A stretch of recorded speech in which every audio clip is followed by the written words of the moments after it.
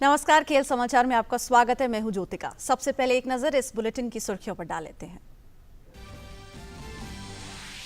भारत की क्रिकेट विश्व कप विजय की आज 10वीं सालगिरह। 2 अप्रैल 2011 को श्रीलंका को मात देकर जीता था विश्व कप। फाइनल में कप्तान महेंद्र सिंह धोनी ने जड़ा था विजयी छक्का।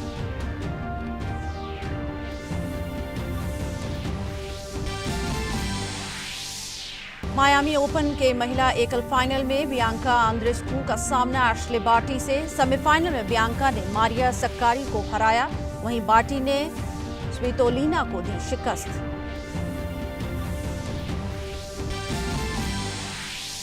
और चैंपियंस लीग क्वार्टर फाइनल से पहला रियल मैड्रिड को लगा बड़ा झटका। कप्तान सर्जियो रामोस बाएं पैर में लगी चोट के चलते हुए मैदान से दूर।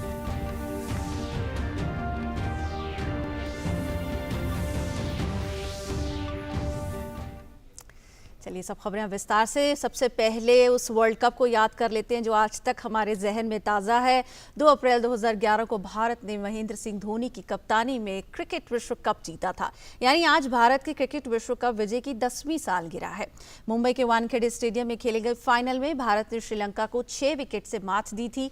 फाइनल में गौतम गंभीर भारत की ओर से टॉप स्कोरर रहे थे, वहीं कप्तान महेंद्र सिंह धोनी ने यादगार विजयी छक्का लगाकर भारत को विश्व चैंपियन बनाया था। धोनी द्वारा लगाए गए छक्के के साथ मिली जीत भारत के खेल इतिहास के स्वर्णिम पलों में से एक है।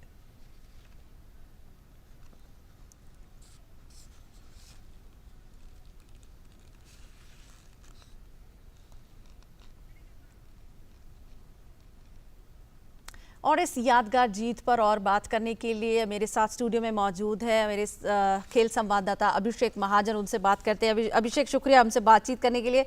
सबसे पहले तो इस रोमांचक जीत को आप अपने शब्दों में कैसे याद करेंगे? हम सबको याद है किस तरह से हमने जश्न मनाए थे और किस तरह से पूरी आबो हवा एकदम उत्साहवर्धक थी। आप कैसे अपने शब्दों में बयान करेंगे? बिल्कुल ज्योतिका, हम सबको याद है। हम सब भीड़ उमड़ आई थी सड़कों पर।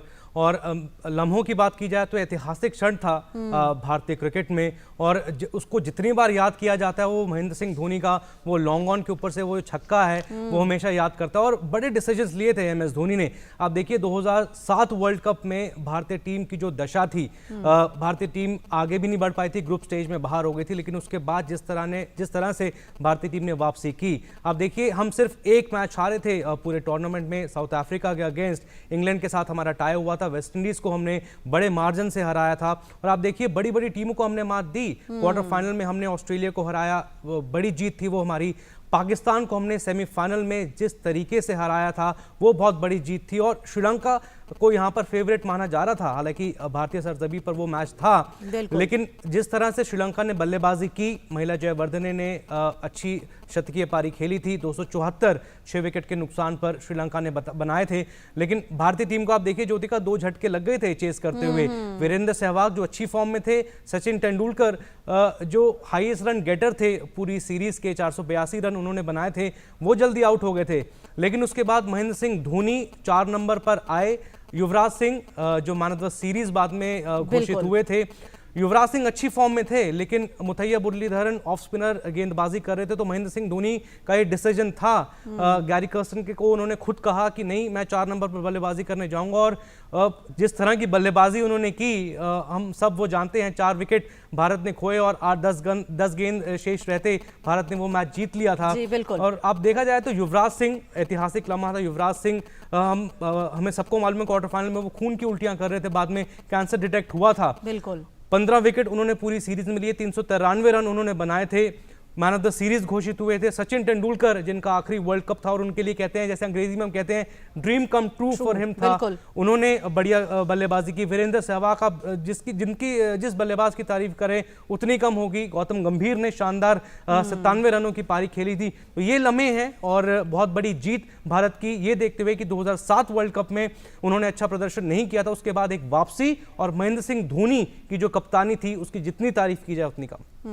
बिल्कुल अभिषेक, और जिस तरह से आपने बल्लेबाजी की बात की है, गंभीर, कोहली, धोनी और युवराज, धमाकेदार बैटिंग और एक मज़ेदार खेल देखने को मिला। हालांकि शुरुआती थोड़ी सी टेंशन ज़रूर हो गई थी जब गेम की शुरुआत हुई थी, लेकिन उसके बाद जिस तरह से हम जीत कर वापस आए और जिस तरह से मास्टर ब्लास्टर को कंधों पर बिठाकर पूरे ग्राउंड का चक्कर लगाया गया, वो तस्वीरें हम भूल नहीं सकते। बहुत संक्षेप में उस लम्हे को आप फिर कैसे याद करेंगे? बिल्कुल ज्योतिका, वो विक्ट्री लैप जो था वो ऐतिहासिक था। और सचिन तेंदुलकर, जितने भी आप फॉर्मर क्रिकेटर्स, क्रिकेट एक्सपर्ट से बात कर ले, सचिन तेंदुलकर पर के चेहरे पर जो खुशी थी वो शायद किसी ने नहीं देखी थी। जिस तरह से वो सेलिब्रेट कर रहे थे और बिल्कुल बच्चों की तरह वो सेलिब्रेट कर रहे थे, सभी खिलाड़ियों ने, चाहे विराट कोहली हो, चाहे यूसुफ पठान हो, सुरेश रैना हो, हरभजन सिंह हो, युवराज सिंह हो, सभी ने उनको कंधे पे उठा लिया था और बहुत ही ऐतिहासिक लम्हा था। और सचिन तेंदुलकर के लिए सबसे बड़ा हम कह सकते हैं ये उपलब्धि थी। उन्होंने शानदार प्रदर्शन भी किया। पाकिस्तान के खिलाफ उन्होंने 85 रन बनाए, ऑस्ट्रेलिया के खिलाफ उन्होंने शानदार बल्लेबाजी की और जिस तरह से वो पॉजिटिवली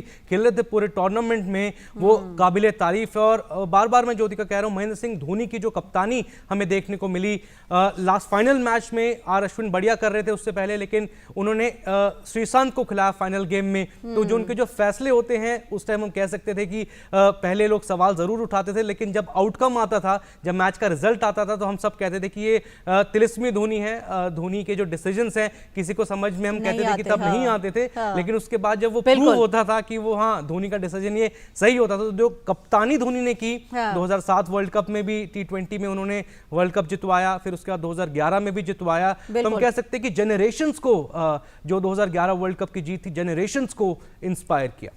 जी बिल्कुल अभिषेक, बहुत शुक्रिया हमारे साथ बातचीत करने के लिए और इन खूबसूरत लम्हों को दोबारा से याद करने के लिए। अब सीधे आपको लिए चलते हैं, प्रधानमंत्री नरेंद्र मोदी नागरकोविल में एक चुनावी जनसभा को संबोधित कर रहे हैं। आइए सीधे चलते हैं। உருவாக்குகிறார்கள் 1-2 குடும்பத்தோட வம்ச வாரிசுகள்லாம் நாட்டை உருவாக்க முடியாது. தமிழகத்தின் நிலைமை என்னன்னா, கலைஞரோட தோளோட தோள் நின்று பணியாற்றிய மூத்த திமுக தலைவர்கள் எல்லாம் திடீர்னு மகுடம் சூடிட்டு வந்த அந்த இளவரசரை பார்த்து மன புழுக்கத்துல, தர்ம சங்கடத்துல இருக்காங்க. அரசியல் இந்த வழியில எல்லாம் செயல்படாது. Today the mood of the nation is clearly against politics of nepotism and entitlement. The opposition loves calling people anti-democratic, but they should see the nearest mirror. Congress has imposed Article 356 several times. Both DMK and AIDMK governments have been dismissed by Congress. Having Congress in any coalition is having a high-handed ally who does not understand local sensibilities. நண்பர்களே, இன்னைக்கு தேசத்தோட மனநிலை தெளிவா இருக்கு. தகுதி எல்லாம் பார்க்காம உறவுக்குன்னு மரியாதை கொடுத்து பதவி தர்றாங்க பாருங்க. அந்த வாரிசு உரிமை அரசியலுக்கு எதிரான மனநிலையில மக்கள் இருக்காங்க. ஆனா எதிர்க்கட்சிகள்லாம் மக்களை எப்படி பார்க்குது? ஜனநாயக விரோதிகளாக பார்க்குது. முதல்ல அந்த எதிர்க்கட்சிக்காரங்கள ஒரு கண்ணாடியில தங்களை பார்த்துக்கணும். உங்களுக்கு தெரியும், ஆர்டிகிள் 356வது பிரிவை கணக்கில்லாத முறை காங்கிரஸ் கட்சி பயன்படுத்தி இருக்கு. திமுக, அதிமுக 2 அரசாங்கங்களுமே காங்கிரஸால் பலமுறை கலைக்கப்பட்டுள்ளன. எந்த கூட்டணியில இருந்தாலும் உள்ளூர் மக்களின் உணர்ச்சிகளையும் அவங்க எண்ணங்களையும் புரிந்து கொள்ளாத உயர்மட்ட அதிகார மமதை கொண்டிருப்பதுதான் காங்கிரஸ் கட்சியோட வழக்கம். Sisters and brothers of Tamil Nadu, our ideology is सबका साथ, सबका विकास and सबका विश्वास. At the root of this mantra is a spirit of compassion towards everyone. Our government does not see people's caste, creed or faith before serving them. Ours is a government for everyone. A few years ago, nurses from Kerala who were working in Iraq were abducted, our government did everything possible to bring them back home safely. Father Alexis Prem Kumar belongs to Tamil Nadu, but he desired to serve others, took him to Afghanistan. For 18 long months, terrorists made him a hostage. His own family had given up on him, but our government did not. He came back safely home. I had a telephone the sister of Father Alexis, Prem Kumar, to tell her that he is safe. She would just not believe that her brother was alive, and the Prime Minister of India was calling to tell her that. I will always remember our interaction. In the same way, Father Tom returned safe and sound from Yemen. Let those who believe in conflict further it. We believe in compassion, and we will always serve the people with that spirit. தமிழ்நாட்டின் சகோதர சகோதரிகளே, எங்களோட சித்தாந்தம் சப்கே சாத், சப்கே விகாஸ், சப்கா விஸ்வாஸ். அனைவரும் இணைந்து அனைவரின் நம்பிக்கையும் பெற்று அனைவரும் உயர்வோம் என்பதே இந்த தாரக மந்திரத்தின் அடிநாதகமாக எல்லோரிடமும் அன்பு பாராட்டும் உணர்வு இருக்கிறது. மக்களுக்கு சேவை செய்கிறதுக்கு முன்னாடி அவங்க என்ன ஜாதி, என்ன மதம், அவங்க நம்பிக்கை என்ன அப்படின்லாம் நம்ம அரசாங்கம் பார்த்துட்டு இருக்கிறது இல்லைங்க. எல்லாரையும் இந்தியர்களா பார்க்கிறோம். நம்முடைய அரசு அனைவருக்குமான அரசு. சில ஆண்டுகளுக்கு முன்னாடி ஈராக்ல பணியாற்றிட்டு இருந்த நர்ஸ் செவிலியர்கள் அந்த நாட்டு தீவிரவாதிகளால கடத்தப்பட்டாங்க. அவங்கள பாதுகாப்பா வீட்டுக்கு அழைச்சிட்டு வர்றதுக்கான அனைத்து நடவடிக்கைகளையும் நம்ம அரசு எடுத்தது. அதே போல தமிழ்நாட்டை சேர்ந்த அருட்தந்தை அலெக்சிஸ் பிரேம் குமார் அவரு மற்றவங்களுக்கெல்லாம் தொண்டு செய்யணுங்கிற அன்பு உள்ளத்தோட ஆப்கானிஸ்தான் போனாரு. 18 மாதங்களா பயங்கரவாதிகள் அவரை தங்கள் பிடியில பிடிச்சு வச்சிருந்தாங்க, பிணை கைதியாக. அவரோட சொந்த குடும்பத்தினர் கூட அவர் திரும்பி வருவாருங்கிற நம்பிக்கையே இழந்துட்டாங்க. ஆனா அவர் வந்தார், பாதுகாப்பாக வீடு வந்தார். காரணம் நம்முடைய அரசு. அருட்சந்தை அலெக்சிஸ் பிரேம்குமாரின் சகோதரிய நான் தொலைபேசியில தொடர்பு கொண்டு உங்க அண்ணன் பாதுகாப்பா இருக்காருன்னு நான் சொன்னேன். அவர் உயிரோடு இருக்காருன்னு நான் சொன்னதையும் அவங்க நம்பல. இந்த நாட்டோட பிரதமரே போன் பண்ணி தங்கிட்ட பேசுறாருங்கிறதையும் அவங்க நம்பல. அந்த அளவுக்கு அவங்க அதிர்ச்சியில இருந்தாங்க. அந்த உரையாடல்களை என்னால மறக்க முடியல. அதே போல அருட்தந்தை டாம் அவரும் ஏமன்ல சிக்கிக்கிட்டாரு. அவரையும் நம்ம பாதுகாப்பா கூட்டிட்டு வந்தோம். மோதலில் நம்பிக்கை கொண்டவர்கள் தங்கள் மோதலை தொடர்ந்து கொண்டே இருக்கட்டும். நாங்கள் அன்பையும் இரக்கத்தையும் நம்புகிறோம். நாங்க எப்போதும் அந்த பண்போட தான் உங்களுக்கு தொண்டு செய்து கொண்டே இருப்போம். Friends, last year when the COVID-19 global pandemic came, several fellow Indians were stuck abroad. The government of India started the Vande Bharat mission. People stranded in several nations came back home. About 5 lakh sisters and brothers from Tamil Nadu returned. While bringing them back, we never saw what is their caste, what holy book they read, what do they do. They are the people of India and we stand ready to help them. நண்பர்களே, கடந்த ஆண்டு COVID-19 உலகளாவிய தொற்று நோய் வந்துச்சு. பல சக இந்தியர்கள் வெளிநாடுகள்ல சிக்கிக்கிட்டாங்க. அப்பதான் இந்திய அரசு வந்தே பாரத் மிஷனை தொடங்குச்சு. பல நாடுகளில் சிக்கி தவித்த மக்களை எல்லாம் நாங்க பாதுகாப்பா இந்தியாவுக்கு திரும்ப கூட்டிட்டு வந்தோம். தமிழ்நாட்டிலிருந்து சுமார் 5 லட்சம் சகோதர சகோதரி तो एनडीए सरकार सबका साथ, सबका विकास, सबका विश्वास के मंत्र पर काम करती आ रही है और आगे भी करती रहेगी। और लंबित पड़ी समस्याओं और मुद्दों को एनडीए सरकार ने हमेशा सॉल्व किया है, उनका समाधान निकाला है। कहना है प्रधानमंत्री नरेंद्र मोदी का नागरकोविल में वो एक जनसभा को संबोधित कर रहे थे। अब आपको सीधे पश्चिम बंगाल के आरामबाग लिए चलते हैं, जहां पर अमित शाह एक चुनावी सभा को संबोधित कर एक रोड शो कर रहे हैं अमित शाह।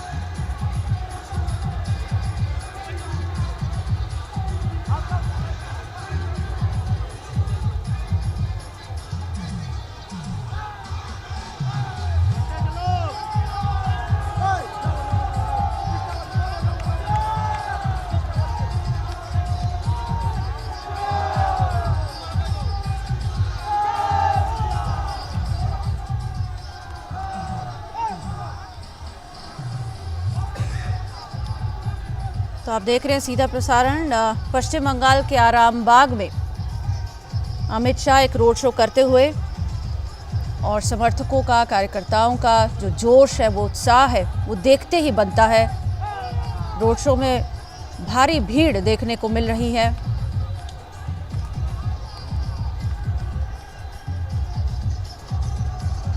और जितनी भी जनसभाएं अभी तक अमित शाह ने या तमाम बड़े बीजेपी लीडर्स ने संबोधित की हैं, सब में विकास का मुद्दा लेकर जो एनडीए है, भाजपा सरकार है, वो आगे बढ़ रही है। साफ तौर पर कहना है कि अगर वो सत्ता में आते हैं, अगर पश्चिम बंगाल की जनता उन्हें चुनकर सत्ता की चाबी उनके हाथ में देती है, तो विकास तो होगा ही, साथ में जो भ्रष्टाचार है, जो सालों दर साल चलता आ रहा है, उसे खत्म करने का जो बीड़ा है, वो भाजपा ने उठाया है।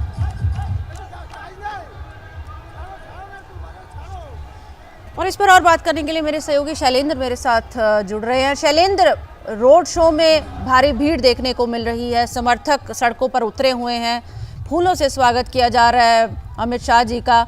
और हम लगातार इस पर बात करते आ रहे हैं कि अगर भाजपा सरकार सत्ता में आती है तो विकास की बात हो रही है, भ्रष्टाचार मुक्त सरकार जो पश्चिम बंगाल में बनेगी अगर सत्ता की चाबी बीजेपी के हाथ में आती है। बिल्कुल, जो इस वक्त आप तस्वीरें देख रहे हैं, केंद्रीय गृह मंत्री वरिष्ठ भाजपा नेता अमित शाह रोड शो कर रहे हैं आरामबाग में।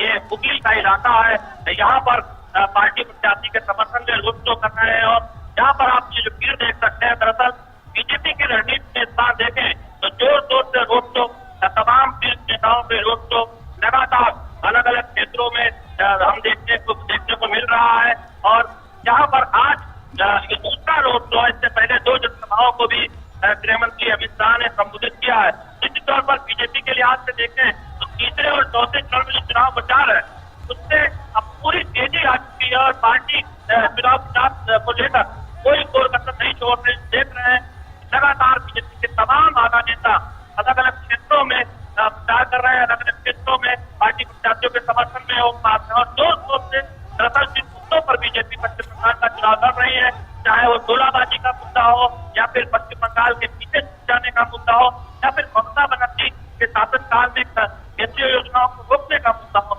इन सब पर जोर शोर से पार्टी कार्यकर्ताओं को, जनता को बताने की कोशिश हो रही है। और आज गृह मंत्री अमित शाह ने दावा भी किया कि 2 चरण के बाद जो 60 विधानसभा सीटों पर चुनाव हुआ है, उसके से 50 सीटें बीजेपी कम से कम जीतने वाली है।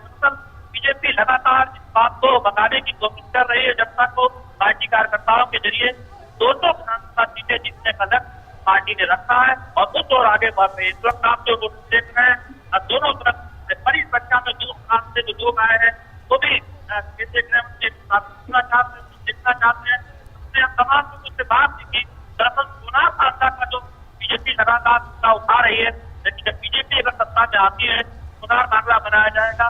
उस मुद्दे को लेकर बहुत यहाँ आए हुए कई लोगों ने इस पर बात की, कहा उन्होंने चाहते हैं कि जी जिस संदेश को देने की बीजेपी कोशिश कर रही है, सबसे पार्टी कार्यकर्ताओं के जरिए जमीन पर देने में कामयाब होती दिखाई दे रही है। जी शैलेंद्र, बहुत शुक्रिया आपका इस पूरी जानकारी के लिए। तो आरामबाग पश्चिम बंगाल से सीधा प्रसारण आप देख रहे थे। अमित शाह एक रोड शो में भाग ले रहे हैं। अब आपको सीधे लिए चलते हैं हम जेपी नड्डा जी की चुनावी जनसभा में, जो कि गुवाहाटी में हो रही है। सारे देश में दिखाया गया। अरे एक बात बताओ मेरे भाइयों, मार्च महीने में पत्ती पक जाती है क्या? पत्ती कच्ची रहती है कि नहीं? तुम कच्ची पत्ती तोड़ते हो क्या? अरे मार्च अप्रैल का इंतजार तो कर लेना था। फोटो ही खिंचाने का शौक था तो अब फोटो खिंचा लेते। कच्ची पत्ती को तोड़ करके क्यों राजनीति करने लगे हो? अब समय आया है, पक्की पत्ती भी तोड़ी जाएगी, सूखी पत्ती भी तोड़ी जाएगी, और साथ ही साथ वोट भी लोगों का झोली भर करके आएगा। ये हमको ध्यान में रखना चाहिए। इस तरीके से हमको इन बातों को रखना चाहिए। मित्रों, कांग्रेस पार्टी ने कहा कि चाय बागीचे के लिए आपने किया क्या है। अब देखो, मुझे उन पर दया आती है। ज्ञान सीमित है, जानकारियां सीमित है, मालूम नहीं। बेचारे वो लिख देते हैं और वो पढ़ देते हैं, पढ़ देती हैं। चाय बागान के लिए क्या किया है आप बताओ? चाय बागीचार दान पुरस्कार 8,000 रुपए 8 लाख महिलाओं को दिया गया कि नहीं दिया गया? दिया गया कि नहीं दिया गया? मित्रों, मैं ये सारी बातें आपको इसलिए बता रहा हूं क्योंकि आप गुवाहाटी के हैं। आपके द्वारा बताई गई बात सारे असम में जाती है। मुझे मालूम है कि आपको चाय बागीचा में आप नहीं रहते हैं, लेकिन मैं इसलिए बता रहा हूं कि आपके द्वारा बताई गई बात सारे गुवाहाटी में जाती है। आप बताइए कि जब मैं स्वास्थ्य मंत्री था तो मैंने चाय के बागीचे को, जहां डिस्पेंसरी नहीं खुल सकती थी, वहां 130 मोबाइल मेडिकल यूनिट दिया था कि नहीं दिया था? दिया था कि नहीं दिया था? आप बताइए 119 स्कूल खोले गए कि नहीं खोले गए चाय बागीचे में? आज जिस सड़क से आप जाती हो, ये सारी पक्की सड़कें सर्बानंद सोनोवाल और हेमंत बिस्वा शर्मा ने बनाई है कि नहीं बनाई है? ये हमारी सरकार ने बनाई है। और इसलिए अब चाय की बात करें हम, कांग्रेस पार्टी का मानसिक दिवालियापन देखो। यहां एक टूल किट तैयार होता है डिजिटल इंडिया के लिए, भारत को बदनाम करने के लिए, और उस टूल किट में लिखा जाता है कि भारत के चाय और योग को बदनाम करो। लिखने वाली लड़की जिसको पकड़ा जाता है, गिरफ्तार होती है, उसको बचाने के लिए कांग्रेस पार्टी और कांग्रेस पार्टी का वकील लग जाता है। आप बताओ, असम चाय की पहचान है कि नहीं है? आप बताओ, असम चाय की पहचान है कि नहीं है? अगर चाय को बदनाम करोगे तो असम को बदनाम करोगे कि नहीं करोगे? आप कांग्रेस पार्टी से पूछो, चुनाव में पूछो कि भाई जो चाय को बदनाम कर रहा था उसको बेल दिलाने के लिए कौन वकील आया था और किस पार्टी का वो वकील था? और तुम कांग्रेस पार्टी वाले चाय को बगीचे को बदनाम करने वाले लोगों को अपने साथ जोड़ करके चलते हो। ये तुम्हारा क्या रवैया है? ये बात उनके सामने हमको रखनी चाहिए। असम के गुवाहाटी से सीधा प्रसारण आप देख रहे थे। जेपी नड्डा एक चुनावी जनसभा को संबोधित कर रहे थे। चलिए खेल समाचार में ही आगे बढ़ते हैं। कोरोना वायरस से संक्रमित दिग्गज क्रिकेटर सचिन तेंदुलकर को हॉस्पिटल में भर्ती करवाया गया है। इस बात की जानकारी उन्होंने ट्वीट कर दी। सचिन ने ट्वीट कर बताया कि डॉक्टरों की सलाह पर मैं अस्पताल में भर्ती हो गया हूं। मैं जल्द ही अस्पताल से ठीक होकर लौट आऊंगा। सचिन कोरोना महामारी से जूझ रहे हैं। 27 मार्च को वे कोरोना संक्रमित हुए थे। वहीं सचिन के परिवार की ओर से जारी बयान में कहा गया है कि वे 2 दिन में अस्पताल से घर आ जाएंगे। उन्हें डॉक्टरों की निगरानी में रखा गया है। अस्पताल की ओर से बताया गया है कि चिंता करने की कोई बात नहीं है। मायामी ओपन के फाइनल में विश्व की नंबर 1 टेनिस खिलाड़ी एशले बार्टी का सामना पूर्व यूएस चैंपियन बियांका एंड्रेस्क्यू से होगा। ये पहली बार है जब ये दोनों खिलाड़ी किसी प्रतियोगिता के फाइनल में आमने सामने होंगी। बियांका ने सेमीफाइनल में ग्रीस की मारिया सक्कारी को 7-6, 3-6, 7-6 से मात दी। दिल्ली में टोक्यो जैसी रेंज बनाने के लिए खेल मंत्रालय लेजर तकनीक पर 5 करोड़ रुपए खर्च करेगी।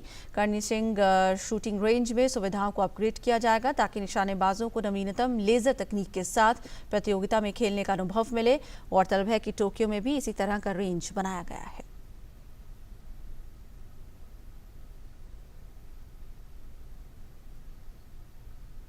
एनबीए में मिलवॉकी बॉक्स और लॉस एंजलिस लेकर्स के बीच खेले गए मैच में लेकर्स के लिए पहला मैच खेल रहे आंद्रे ड्रमंड को चोट लग गई।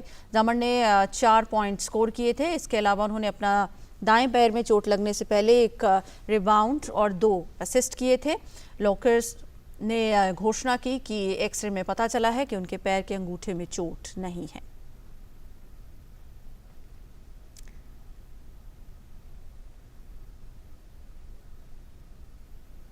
और इसी के साथ खेल समाचार में फिलहाल इतना ही। हमारी पूरी टीम को दीजिए इजाजत। नमस्कार।